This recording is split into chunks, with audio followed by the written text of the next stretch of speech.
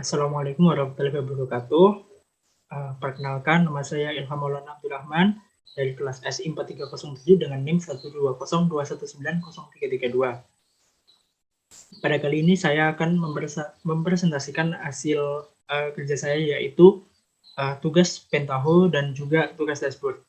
Nah, sebelum kita masuk ke bagian Pentaho dan dashboardnya, saya akan menjawab pertanyaan yang ada di study case-nya, yaitu mengapa sih integrasi level data itu diperlukan.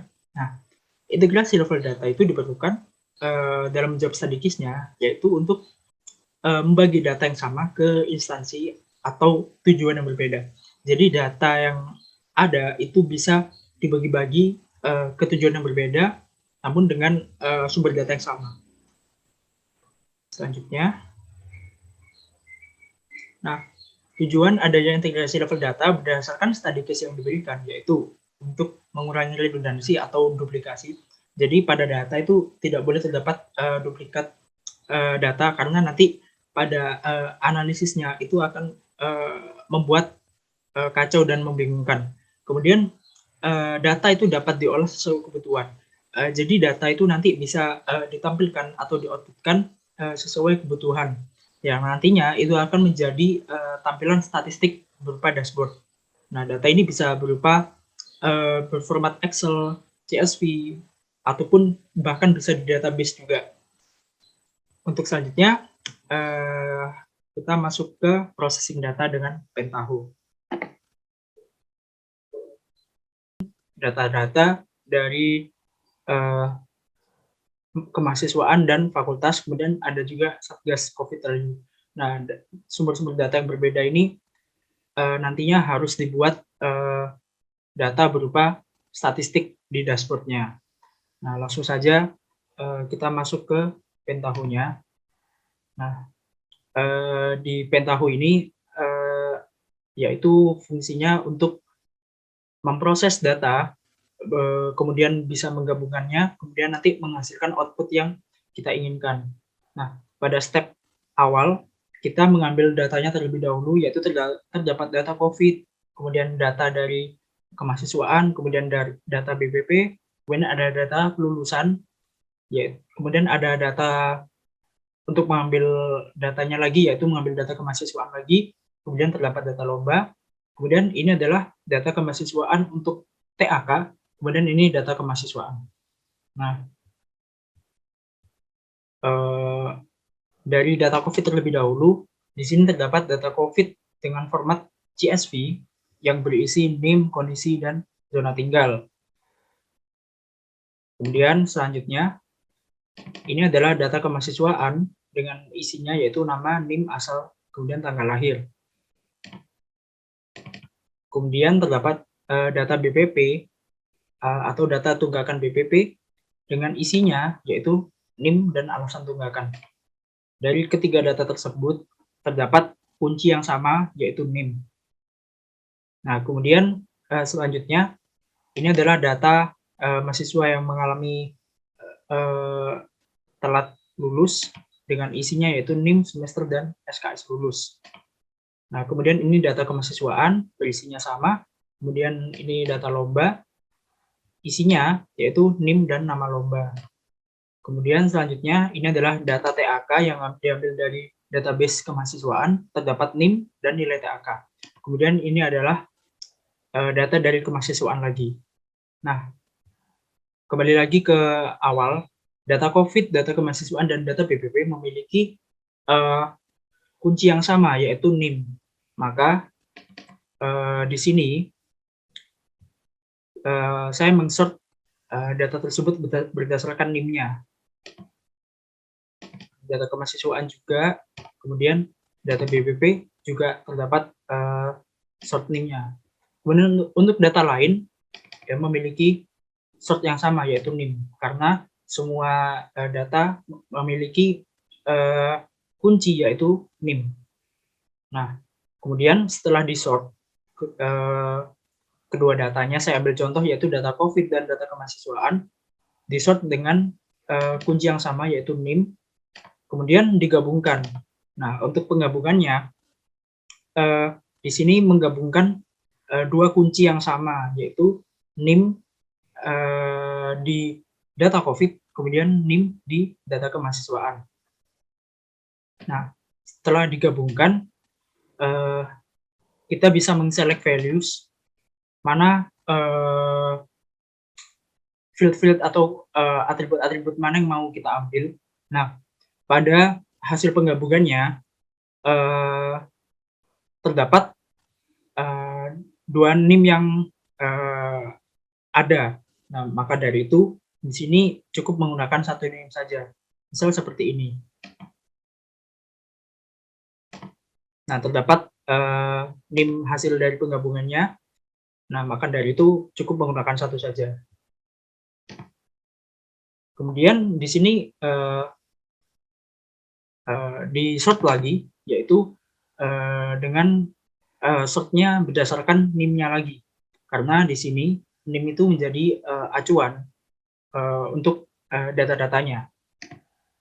Nah, kemudian saya mengoutputkannya menjadi file Excel dengan format XLS. Begitu juga dengan data-data lain untuk data pembayaran telat BPP dan data kemahasiswaan, cara kerjanya sama, proses datanya sama, yaitu menggabungkan data berdasarkan NIM, kemudian memilih value yang ingin ditampilkan seperti ini, kemudian men-sort lagi berdasarkan NIM-nya, kemudian mengoutputkannya menjadi file Excel. Kemudian begitu juga data kelulusan dan data kemahasiswaan di-sort berdasarkan NIM, kemudian digabungkan, kemudian dipilih berdasarkan atribut yang ingin ditampilkan, yaitu seperti berikut: NIM semester, SKS lulus, nama, asal, dan tanggal lahir. Kemudian men-sort lagi berdasarkan maaf ini kurang, berdasarkan NIM-nya, kemudian mengoutputkannya di ke file Excel. Seperti itu. Kemudian begitu juga dengan data lomba. Di sini menggabungkannya, men-sort dengan atribut NIM, kemudian menggabungkannya berdasarkan kunci yang sama, kemudian select values berdasarkan atribut yang ingin kita tampilkan nantinya, kemudian men-sort lagi berdasarkan NIM, kemudian men-outputkannya dengan file Excel. Nah, untuk yang TAK, di sini terdapat NIM kemudian nilai TAK, kemudian di sini terdapat nama, NIM, asal, dan tanggal lahir. Nah, untuk database ini sendiri harus mempunyai koneksi ke MySQL untuk mendapatkan tabel yang mau kita import ke Pentaho-nya dengan cara membuat koneksi di view seperti ini. Nah, kemudian kembali lagi untuk proses datanya sama seperti data lain, yaitu kita mengambil data berdasarkan NIM-nya, kemudian menggabungkannya dengan kedua atribut yang sama, yaitu NIM dan NIM. Kemudian di sini terdapat select values. Nah, ini adalah values atau field yang mau kita tampilkan berdasarkan yang kita butuhkan. Ada NIM, nilai TAK, nama, asal, dan tanggal lahirnya. Kemudian sort berdasarkan NIM yang sama. Kemudian men-outputkannya menjadi file Excel seperti itu. Kemudian kita lanjut ke dashboardnya. Di sini saya menggunakan Power BI sebagai software untuk memvisualisasikan data. Nah, untuk visualisasi pertama yaitu saya ingin menampilkan data COVID-19 di kampus. Nah, di sini untuk data hasil ekspornya saya tampilkan dulu. Nah, ini adalah maaf sebelumnya.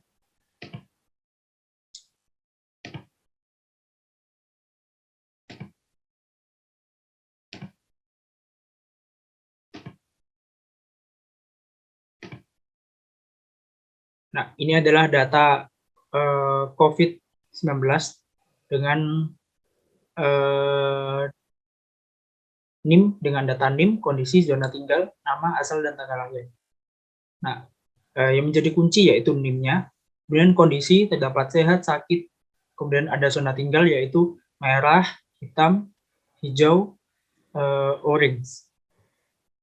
Kemudian ada nama, asal, dan tanggal lahir. Nah, yang saya tampilkan di sini yaitu menampilkan berapa banyak orang yang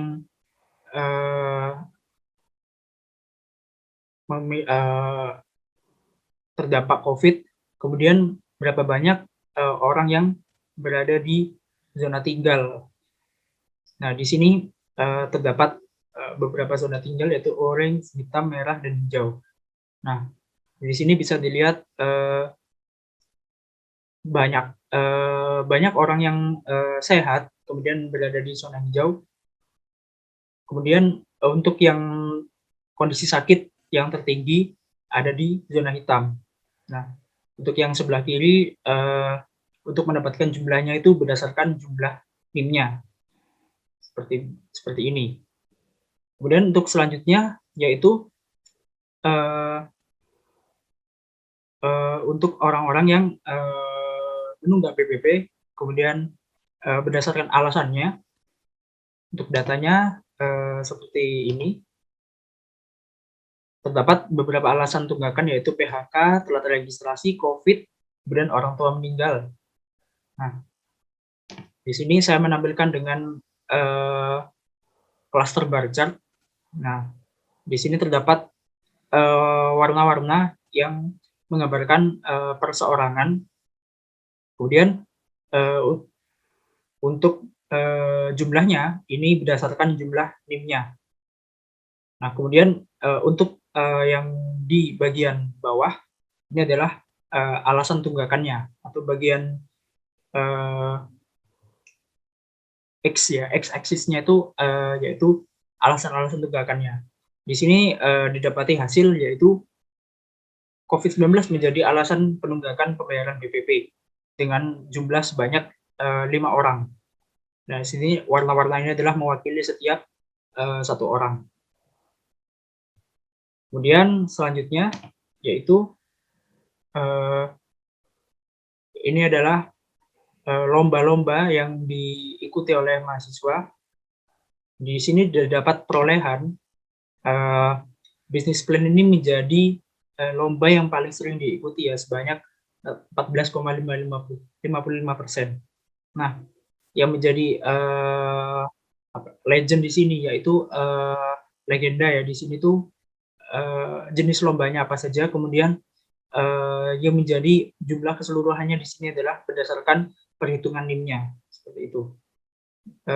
Kemudian bisa kita lihat di sini 8 orang ini mengikuti bisnis plan, kemudian diikuti 7 orang yaitu PKM 2019. Kemudian selanjutnya yaitu adalah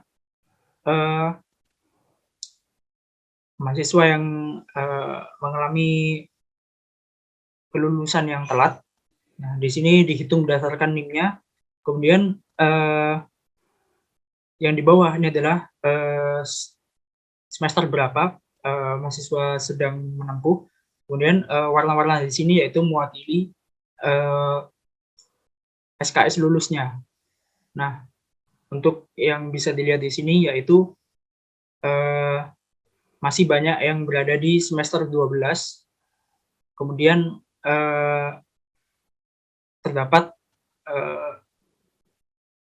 satu orang yang sudah memiliki SKS sebanyak 141. Kemudian selanjutnya yaitu jumlah perolehan TAK berdasarkan nama orang. Di sini yang menjadi nilai acuan yaitu nilai TAK. Ada berapa banyak nilai TAK. Kemudian di sini untuk yang bagian X-nya yaitu nama-nama yang memperoleh TAK. Untuk datanya seperti berikut. Di sini terdapat NIM, kemudian nilai TAK, kemudian nama. Nah, untuk ditampilkan datanya, yaitu saya mengambil nama, kemudian jumlah TAK-nya. Ini apabila dilebarkan ini kita bisa melihat lebih luas lagi. Nah, untuk yang memperoleh tertinggi yaitu dengan nama Caleb dengan perolehan sebanyak 266 TAK. Kemudian diikuti oleh Forest ya dengan nilai TAK 175. Nah, di sini yang ditampilkan yaitu nama agar kita bisa tahu siapa yang memperoleh TAK tertinggi seperti itu. Sekian dari hasil kerja saya mengenai Pentaho dan juga dashboard menggunakan Power BI. Semoga bermanfaat. Apabila ada kesalahan mohon dimaafkan. Apabila ada kesalahan kata mohon dimaafkan. Sekian dari saya. Terima kasih. Wassalamualaikum warahmatullahi wabarakatuh.